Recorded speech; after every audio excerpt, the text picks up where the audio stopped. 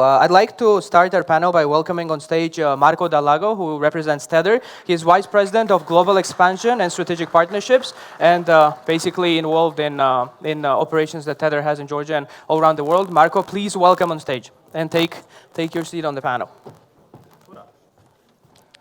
All right, for this panel, I also like to invite Vasil Shengelia, who represents the National Bank of Georgia.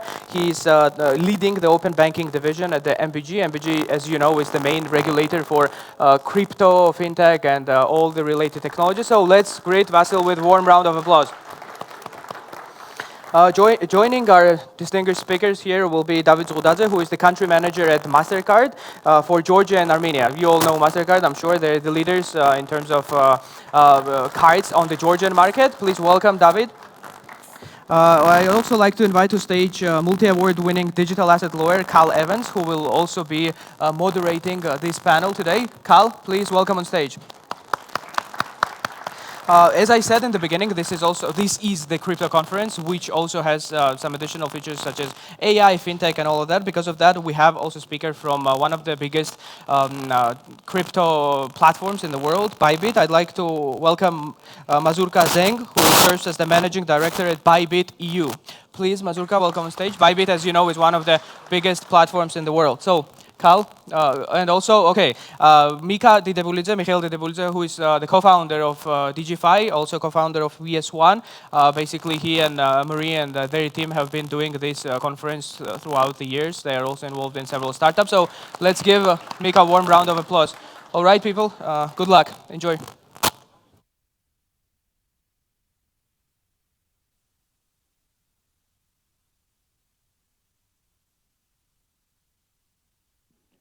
That works. Hello. It works. Works? Okay, this one works. This one works. Excellent. Okay, good. Well, good morning, everybody. Come on, let's make some noise. Let's get some energy. Come on. Good morning, everybody. There we go. There's the Georgia we know and love. Okay, fantastic. Well, what a great panel to be on. I've been very kindly asked to ask the questions this morning, which I'm obviously more than happy to do. So I like to think that our panelists will be able to think on their feet. I hope you guys are okay with that. And if you're not, well, we're about to find out. So I guess the first question I'd like to start with is having you all introduce yourselves. We'll start this end and we'll work our way down. Just give us a quick 60-second introduction, who you are, where you're from, and what you do.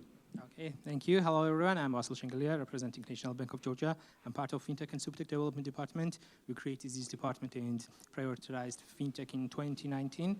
I'm leading Open Finance and Innovations Development Division at the Central Bank. So we have a lot of initiatives to develop Fintech in Georgia, which you can find in our Fintech Development Strategy, which we published 2 months ago, and it's draft version. So if you have some comments, thoughts, please share.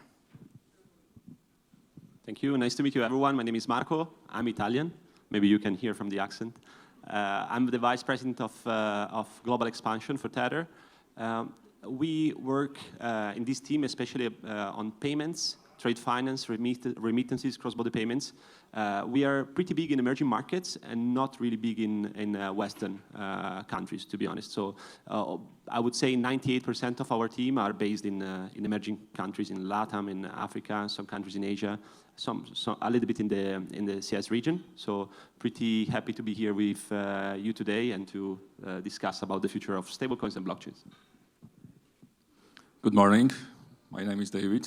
I represent Mastercard, regional manager for Georgia and Armenia. I've been for this company for 5 years, and I'm trying to push hard on my dear country, develop more non-FI.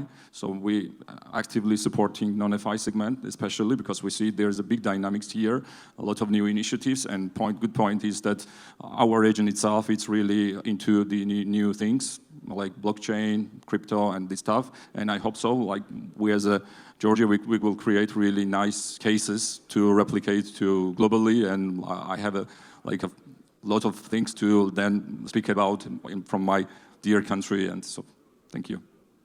Excellent. I'm Cal. I am on stage next, I think, yes, if they don't kick me out before then. So I'll save my full introduction for that. Mazurka, I'm Bybit EU Managing Director. Also on Bybit Global side, I'm leading our fiat business. I set up the fiat on-ramp off-ramp in Bybit from 0 to 1. Also in 2023, we launched our Bybit card. In this year, we launched Bybit Pay. I do believe this is a good chance for us to bring our successful experience here in Georgia. I'm happy to discuss and explore more with all of the guys. Excellent.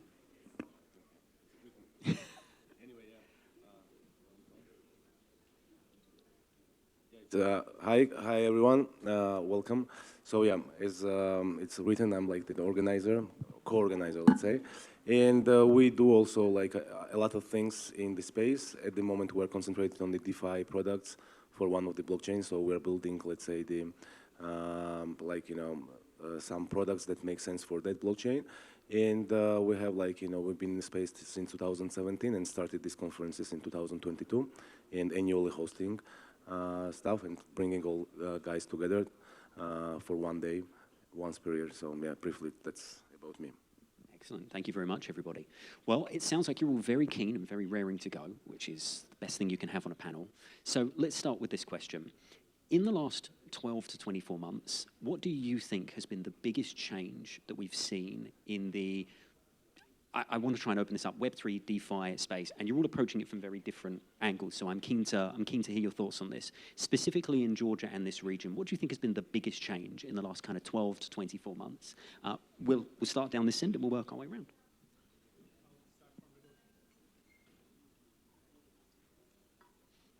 I'll start from regulatory perspective.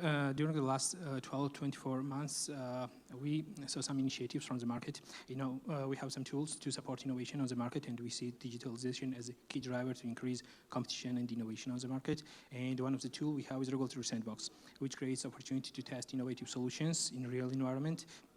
And during the last 2-3 years, we received a lot of interest to test new products like tokenized deposits, some AI solutions, and many different things. Till now, we don't have any regulation. We have some initial conversations with applicants. We want to start regulatory sandbox regime with some of them. And till now, we don't have any regulation in this direction. But we have activity. It's clearly interest is increasing, and we hope we can identify proper companies who can test real solutions in real environment, and we create proper regulatory framework. Exciting. So I think, by the way, I was in a couple of calls with other, let's say, country representatives from Eastern Europe, let's say, and twice it happened that they were saying that they were jealous about Georgia because of the courage, for example, I believe the central bank has in creating new regulations. So many companies like Bybit, for example, they established a presence here, which is not the case for many countries, to be honest, right? So that's one, and I think we have to be proud of it. In the last 12 and 24 months, we saw a lot of things, especially in terms of regulation, that's for sure. No? We saw MiCA in Europe, which basically was made effective in, I would say, February 2025. I say February because it was the moment that also local exchanges had to delist USDT. The interesting thing there is that it didn't have any impact on Tether, despite what the regulators were thinking. So that's why we try to engage with regulators from the beginning, and also in case of MiCA, we were engaging since for 3 years before, basically, no? And so having like a flexible regulation that allows company to be there, it's really interesting and it's important because the users most of the times they go offshore, if not, so the effect doesn't change much, unfortunately. So the percentage of payments over trading is increasing a lot in the last 12, 24 months. If you look at the market cap of Tether or at the volumes of Tether, the percentage of payments over the market cap, if you look at, 2021, there was basically nothing. There was a little bit. 2022, there was more. 2023, there is more. Maybe it's getting like more and more and more, like 20, 30%, and so on. So when it comes just to USDT, imagine that 35% of USDT holders are savers, so are people that are saving money in USDT to protect themselves from inflation and for the valuation of the local currency or using it to do cross-border payments and so on. But payments is increasing a lot. And that's why we see, as Mazurka said 1 second ago, we are launching Bybit Pay, we have Bybit Pay, we have Bybit Card, and everyone actually is relying on Mastercard, on Visa so far to do so. Mastercard and Visa are more and more asking also collaborations. Before it was maybe a little bit more difficult, let's say, but now there is a very good integration between digital asset space and the Mastercard, for example. And the banking system is also opening up, right? Like before we were like seen as the bad guys, the anarchists. Now everyone is trying to integrate USDT into their rails. And you see many listing of USDT without us doing anything right now, So it's pretty interesting. Let's see what's happening in the next year. Thank you. As colleague mentioned that, in reality, I will talk about not only from Georgia, but from regional perspective, because Georgia is a part of Eastern Europe, and I have more like visibility, dynamics, what's going on around our country.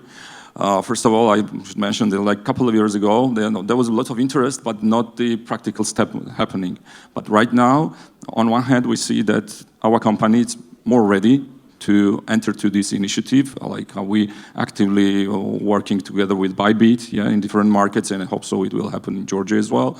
Also, we see that these multiverses, which like traditional finance and non-traditional, all times they will live like separate living life, and now we see that now we are building bridges, and Mastercard also part of it. So we see that example, like we saw that this, like out of 100 crypto cards which exist in the world, 50 of them is established around our market. So we see that it's really dynamic market now, and Georgia itself also, like practically every day we have talks in different, not only fintechs, but the traditional financial institutions. They eager to enter to this space, and they eager to use our like expertise and like share this knowledge, and we helping them because we have also a consulting arm, and we see that we collecting a lot of expertise from different parts of the world, and we're trying to bring this to Georgia, to different players, including central bank. And I hope so that in the next 2-3 years,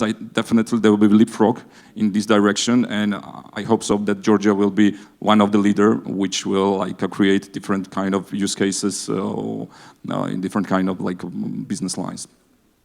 Thank you. I can agree more. I think what they said is what exactly I can feel. The first time I still remember when we tried to set up a business here in Georgia, actually we want to see what will happen in the future, because at that time everything is not so sure. And I still remember when Ben asked us why we need to choose here, because I think that as one of the clearest system here, it had advantages. We can tell the potential. And after that, I think something to my surprise is I can feel the regulator is very open for that.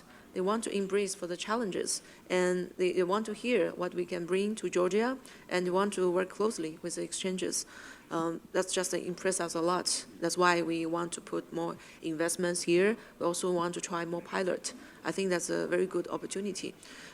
Just after that, I can also see that all of our partners work on together. Like even I mean Tether, Mastercard, we do a lot of things like bring crypto to people's daily life. In that case, we can tell, use crypto, the benefits you can get high yield, you can spend crypto, and as the adoption rate increase, people can literally feel the benefits, and they want to change. After that, we have a different application on it. I think a lot of things just happened after this 1 year that also give us more confidence to put more resources on it and to put more infrastructure building on it. That's a really excited one. Yeah. Very cool. Okay. Maybe you can share your. No, it's okay. Why don't you? Yeah, I mean, you are not the the professional moderator that you need to just ask the questions. Maybe you can also share your, you share. It's interesting, I think, to share your thoughts as well. But me, I would like comment on your question from the community perspective, because guys are here representing big giant companies. Me, I'm more closer to the, let's say, the daily use of, like, let's say, the different tools. And what changed in the last 12 or 24 months, in my opinion, that, like, from the user perspective, in crypto space, I think the users got tired of, like, ups and downs of meme coins, of this, like, the very speculative assets.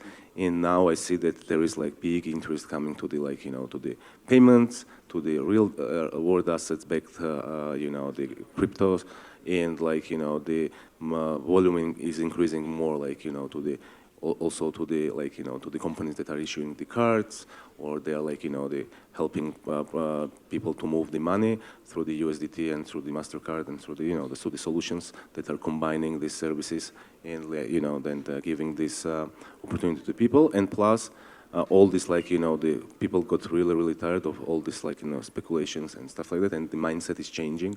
I see that, like, also it's decreasing interest towards the Web3 products, like typical stuff, and people are, like, more, users are more, like, looking into something that has, like, more long-lasting values in the crypto space. So I think this is changing, and I think it's an interesting time also from community perspective to be actively involved in this space. I agree. Well, I think I'll give a 30-second answer as well, because I think every answer's been very inward-looking out, and I think I'll give a perspective from an outward-looking in. I know that when we do a huge amount of work with international companies, the last 12 to 24 months has really, in the Web3 space, put Georgia on the map. And I think it's a conversation that a lot more people are now having. I know we certainly are. Georgia gives international companies and founders a unique opportunity where you don't really have it elsewhere. And by that I mean, sure, if you want to work in a license framework, you can go to a Caribbean country that nobody's ever heard of, or you can go to a European country now, which will charge you a rather large sum, and I'm not impugning EU's MiCA, but I've got very mixed emotions about it. Or you could always go to the UAE and go and argue with VARA for 12 months over whether you should get a license or not.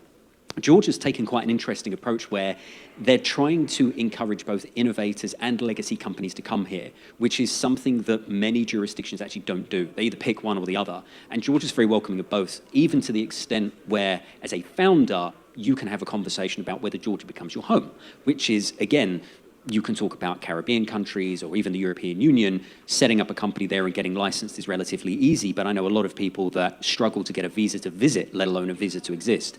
And why should you really put money into a country that isn't really going to let you live there? Georgia's really thought about that, and they're actually giving some serious and sensible answers to it. So they're attracting unique innovation and giving the country an opportunity to compete on a global stage. So I think that's very cool, if anybody wanted an outsider's perspective looking in. So I think with that, it's very easy to talk about the good stuff, and everybody wants to promote, and I love that. But let's talk about some of the challenges. Let's talk about some of the challenges that Georgia and the region still faces in attracting legacy companies and innovators to come here. And you can be brutally honest. This is a good time, right? You have to be honest about the challenges that people face so everybody knows and they have a realistic expectation. I'm going to start this end and work our way down. Yeah, it's like, it's always hard, like, from the stage to talk about, like, about your country and what are the challenges or what are the, let's say, the obstacles. I think it's like, in general, as Vasil mentioned, like, the regulations are, like, opening up, like, good opportunities for the companies that are, like, operating in the space. So these are, like, positive side of ways. In general, the challenge is that we're about geographically a bit, like, in a closed circle, let's say, we are in the Caucasus, so the market is not so big. So for the big companies also, sometimes it's challenging to move operations to Georgia.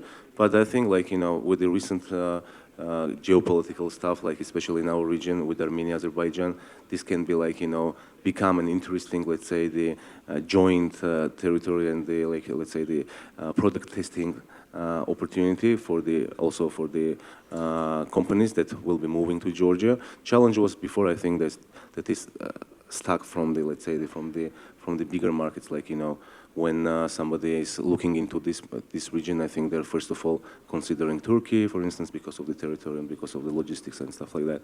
In our field as well, because, like, for instance, Turkey is one of the top destinations also for the crypto stuff. But I believe that, like, in our industry, especially in crypto, the interest is growing. I think, like, There are around 30 operators already registered with the virtual service provider license here in Georgia. There are a lot of companies that are working from here. So I think that this challenge that I mentioned before, that is like more connected with the quantity of the people living here, anyway, as crypto is like digital, let's say, and we're operating online. Anyway, I think as we don't have the boundaries, I think these challenges are going down. So in my opinion, let's say, especially with the recent like developments in the region, I think the interest should be growing towards Georgia. From a crypto exchange perspective, I think the big challenge is the infrastructure, because when we need to integrate with a financial institution, bank, but a lot of challenges has happened because previously maybe they don't have experience like this. That's why we started to think about how to do empowering program like this, cooperate with different banking system, like.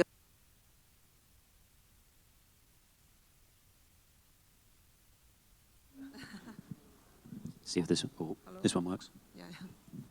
Or OTC partners to build up together, not only like clearing system, also for liquidity building. Another challenge is about massive market user education. I think that's overall challenge for all the regulated jurisdiction. It's not only about Georgia, but how we can make it easier. I think it's something we need to work together with a government, with a business partner, also with the exchange. That's why for Bybit, actually, we are building the whole ecosystem, not just around the product. We want to collaborate with different partners, business partners, project, and like a banking system, even with university to do all the things together. Yeah. We're down to one microphone, guys, so I'm just going to... No worries. From Mastercard's perspective, let me say that mostly maybe challenging time to time, it's a harmonization between our regulation, which already have it, and sometimes the country has not. And we cannot implement new things or like introduce new products and services. Related to Georgia, we have no such problem for this moment, because for Armenia I had it, because there was no regulation which regulates the crypto world. But in Georgia we have this, yeah, we have a lot of WASP in our space. So due to this reason we see that there is not much challenges on that front. Point is the financial institutions' readiness. Yeah, mostly challenging for me is expertise. Because we are a small market, maybe we have the problem, yes, to find the right experts to like manage the, let's say, when you implement the product, you need lots of, skills, lot of, knowledge, because it's a new thing, and definitely there's a lot of concerns and a lot of, lack of trust, and you need it. So, and due to this reason, we as a part of this global organization, we are trying to bring our experts if it's needed, or like suggest the right companies, people who will guide and navigate in this world. So personal-wise, I am eager, always pushing that Georgia is a good sandbox to do such kind of things, because you see the result instantly. Only problem is that, yeah, population is small, and when we measure the market, definitely you cannot create, really big case, like even from financial perspective, yeah, profit-wise, but then there is not much borders, and then you can like sell it and use Georgia as a, let's say, my main headquarter who will like manage all these services from Tbilisi, for example. So I'm into it, and I'm pushing hard to like see this from this perspective. Thank you. So I want to echo, first of all, the banking part, as Mazurka was saying, is not really for Tether, but is for the local exchanges and wallets or whatever VASP that is here. In Georgia, there is anyway a polarization or concentration of the banking system, right? Like if I can speak, if I can be vocal about that.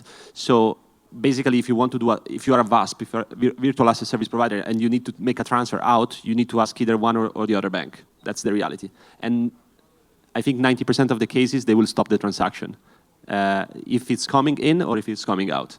So that's the challenge, because if you have even like a central bank that does like open regulation for VASP or whatever, but then you cannot send money out or in, then it's a problem. I experienced that while doing investments in Georgia. It's not that easy sometimes to do investments in Georgia in a space that is not yet perfectly regulated. because you will have an intermediary bank maybe that is stopping a transaction for compliance reasons that no one ever knows what are them for, but just the transaction is holding for 30 days. No one knows why. Maybe the startup is dying in the meantime, right? So that's an issue, and that's why Tether is so big, right? Because it's actually Tether is unfortunately or fortunately is bigger in the countries that have financial problems, that are financial distress. You see that is the symptom, and you see Tether around more and more and more and more because people just need to survive and to have a lifeline to move money, basically. So this is one topic, and I think that anyway there are a couple of digital banks that have been created. So hopefully this will be changing in the years. And I don't want to put a guilt on the local banks. It's just like in the financial system and with intermediary banks and that is preventing that to be really open. And then of course regulation is a big topic. Can be challenging. I think that anyway Georgia is great compared to a lot of things. So even if it's challenging, it's much better than 90%, let's say, of the players. There was this big risk from our side of MiCA, to be honest, because it was basically becoming the only best practice to be followed. Then there was Genius Act now. At least there is a new best practice to be followed. So everyone is changing a little bit direction as well, which is good, I would say. But mainly it's good for Georgia to be able to attract companies rather than just for us in an opportunistic manner, let's say, to bring jobs, to bring investments, and so on. So that's why at Tether we always say we like boutique countries, because as soon as you are, I don't know, you are an Eastern European country that is joining Europe, and then you have like the same regulation, and you have to adapt to the same regulation, then it's a problem for your country because companies will go just in Caribbean or wherever else, basically. So I think these are the main points. But I actually have a good feeling about Georgia in these terms because attracting company like Bybit and other players that I know that are coming here. So that's pretty interesting. So we are doing a good job with the central bank. Thank you. In terms of challenges, I want to create 3 groups of challenges, what we have right now in Georgia. I would say one is infrastructure, second one is legal challenges, and third one would be market size. In terms of infrastructure, as long as we are a small country, regulators should be proactive. And we started several projects to open infrastructure and attract new players on the market and give them opportunity to participate. And open banking was one of them. And open banking create opportunity, for example, for Silk Bank to increase their number of clients from 3,000 to 300,000 in 6 months. We have other projects to give access to infrastructure for for fintech companies, not only for virtual asset service providers. Like we are updating our RTGS system, we have IPS system in progress, and so on and so on. In terms of legal aspects, we have open regulatory approach. We are quite open regulator. We don't want to just copy MiCA or Genius Act. We want to create a decent regulatory framework here. We have regulatory sandbox as a tool to test innovations, new technologies, and after this create regulatory framework. And third one is market size. As long as Georgia is a small country, our population is only 3.7. We want to increase our market size. We don't have EU membership, and we don't have passporting benefits. That's why we want to create bilateral or multilateral agreements with other countries. Last week I was in Astana.